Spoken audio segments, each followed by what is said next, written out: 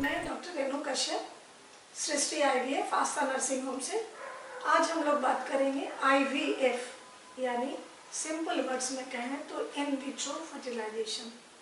इन vitro क्या है और इन वीवो क्या है? जो बॉडी के अंदर होता है उसको हम लोग बोलते हैं इन वीवो, और जो बॉडी के बाहर लैब में काम करते हैं उसको बोलते हैं इन विट्रो। फर्टिलाइजेशन सिंपल है, आप सिंपल शब्द में समझें कि जैसे कोई पति पत्नी साथ रहते हैं, स्पर्म जब अंदर जाता है, एग से मिलता है और भ्रूण बनता है, फर्टिलाइजेशन है। सेम प्रक्रिया लैब के बाहर होती है, इसी को बोला जाता है इन विट्रो फर्टिलाइजेशन या आईवीएफ। नॉर्मली आईवीएफ की प्रक्रिया 4-5 चरणों में होती है। यानी सबसे पहले कोई पेशेंट आया तो हम लोग ये देखना चाहेंगे कि क्या उस पेशेंट को आईवीएफ की ज़रूरत है। बहुत बार बहुत लोग बहुत लेट से आते हैं आईवीएफ कराने, तो ये समझना कि इनका सक्सेस रेट क्या होगा, इस आगे किस तरह की आईवीएफ का प्रोटोकॉल लिया जाए, इन सब चीज़ों के लिए सबसे पहले बेसिकली कुछ इन्वेस्टिगेशन होते हैं। और उस इन्वेस्टिगेशन के आधार पर, जैसे अगर हम उनके नली का जांच करा रहे हैं, अंडे का जांच होता है, फॉलिकुलर मॉनिटरिंग होती है, यूट्रस में कोई प्रॉब्लम तो नहीं है, मसलन कोई एडिनोमायोटिक यूट्रस या फाइब्रॉइड यूट्रस, कोई और प्रॉब्लम तो नहीं है, ये बेसिक इन्वेस्टिगेशन होता है। पेशेंट को शुगर तो नहीं है। कई बार एक छोटी सी चीज़ होती है कि हीमोग्लोबिन लेवल ही कम है और पेशेंट कंसीव नहीं कर रही है, तो ये सारे बेसिक चीज़ों का एक इन्वेस्टिगेशन होता है पत्नी का और पति का। पति के वीर्य का जांच होता है, अगर वीर्य कम है तो उसका फर्दर इन्वेस्टिगेशन होता है। ये हो गया प्री ट्रीटमेंट। अब जब एक बार डिसीजन हो गया कि आईवीएफ कराना है, तो इसमें सबसे पहला चीज़ होता है वो होता है स्टिमुलेशन। स्टिमुलेशन क्या है? इसमें इंजेक्शन दे करके अंडे को बहुत अच्छे साइज में ग्रो कराया जाता है, ज़्यादा फॉलिकल्स बनाया जाता है। इसको कंट्रोल्ड ओवेरियन स्टिमुलेशन बोला जाता है। यानी दवा के द्वारा अंडे को बढ़ाया जाता है और बीच में अंडे अचानक फूट न जाए उसके लिए भी दवा दिया जाता है, और ये मॉनिटरिंग अल्ट्रासाउंड से होती है, जिसको बोलते हैं फॉलिकुलर मॉनिटरिंग। तो ये हो गया इंजेक्शन के द्वारा अंडे को बढ़ाना। अब उसके बाद जो सेकेंड इम्पॉर्टेंट चीज़ है वो है ट्रिगर। ट्रिगर मतलब है कि हम इंजेक्शन लेकर के अब उस फॉलिकल से बीज को निकालने की प्रक्रिया होगी। ट्रिगर का टाइम फिक्स्ड होता है।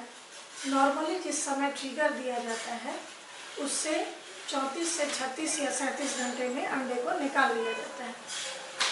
तो ये टाइम बहुत इम्पोर्टेंट है। आप जितने भी इंजेक्शन लेते हैं उसका समय बहुत महत्वपूर्ण होता है आईवीएफ में। ये प्रक्रिया हो गई ओवम पिकअप, इसको बोलते हैं कि जब ट्रिगर पड़ गया उसके बाद से ओवम पिकअप होता है। अंडा निकल जाने के बाद लैब में पति का भ्रूण लेकर के, पति का कीड़ा लेकर के भ्रूण तैयार किया जाता है। इसको आईवीएफ प्रक्रिया बोला गया। ये दो तरह से होता है, एक को बोलते हैं प्लेन आईवीएफ, दूसरा होता है इक्सी। अब किसका प्लेन आईवीएफ होगा, किसका इक्सी होगा, उसके कई क्राइटेरियाज हैं, वो फिर एक अलग वीडियो में आपके साथ शेयर किया जाएगा। नॉर्मली प्लेन आईवीएफ में क्या होता है कि एक डिश में अंडे को रख दिया जाता है और उसके साइड में स्पर्म डाल दिया जाता है, स्प्रिंकल कर दिया जाता है, और वो स्पर्म अपने आप जा करके ओवम को पियर्स करके अंदर चला जाता है। ये नेचर का सिलेक्शन होता है और इसका रिजल्ट भी बहुत बढ़िया होता है। लेकिन कई कारणों से जिनके स्पर्म की क्वालिटी अच्छी नहीं है, ओलिगोस्पर्मिया है, ओलिगोटेराटोस्थियोजोस्पर्मिया है, कई कारण होते हैं, नहीं वो हो पा रहा है, या आइडियोपैथिक कॉजेज है, तो उसमें इक्सी किया जाता है। इक्सी में एम्ब्रियोलॉजिस्ट स्पर्म को पकड़ के और अंडे में इंजेक्शन के थ्रू डाल देते हैं। ये प्रक्रिया हो गई इक्सी। इसके बाद भ्रूण तैयार हो जाता है। भ्रूण तैयार होने के बाद अगला चरण होता है transfer, embryo transfer. Embryo transfer fresh embryo transfer हो सकता है या फ्रोजन एम्ब्रियो ट्रांसफर हो सकता है। नॉर्मली आजकल ज़्यादातर लैब्स में फ्रोजन एम्ब्रियो ट्रांसफ़र होते हैं। उसके रीज़न है, फ्रेश एम्ब्रियो ट्रांसफ़र का मतलब हो गया जिस साइकिल में आपका इंजेक्शन दिया गया, ट्रिगर दिया गया, उसी साइकिल में ही एम्ब्रियो भी ट्रांसफ़र किया गया। इसका सक्सेस रेट देखा गया कि काफ़ी कम हो जाता है, क्योंकि इतने सारे हार्मोन्स देने के बाद जो इंडोमेट्रियम है यानी यूट्रस का जो अंदर का परत है, जो ज़मीन है, वो कई बार इतना अच्छा तैयार नहीं हो पाता है। इसलिए अक्सर लोग एम्ब्रियो को फ्रीज कर लेते हैं और फिर लैब में ये फ्रिज रहता है और फिर इसको अगले चरण में एम्ब्रियो ट्रांसफ़र किया जाता है। यानी जब अगला मासिक आ गया तब हम एम्ब्रियो ट्रांसफ़र की प्रक्रिया करते हैं। ये ट्रांसफ़र की प्रक्रिया अगेन नेचुरल साइकिल में हो सकती है या आर्टिफिशियल इंड्यूस साइकिल होता है। नेचुरल साइकिल का मतलब हो गया कि आपका अपना मासिक आ रहा है और उसमें हम लगातार मेजर करते रहें थिकनेस कब आ रहा है और आपका सीरम प्रोजेस्टेरोन क्या लेवल क्या गया और कब हम ट्रांसफ़र करें। लेकिन इसमें एक प्रॉब्लम होता है, अगर थोड़ा भी कैलकुलेशन गड़बड़ हो गया या टाइम पे ट्रांसफ़र नहीं हुआ तो अक्सर ये डर रहता है कि ये फेल हो जाए। तो ज़्यादातर जगह आर्टिफिशियल तैयार करके और फिर एम्ब्रियो ट्रांसफ़र किया जाता है। उसमें ईस्ट्रोजन और प्रोजेस्टेरोन दिया जाता है।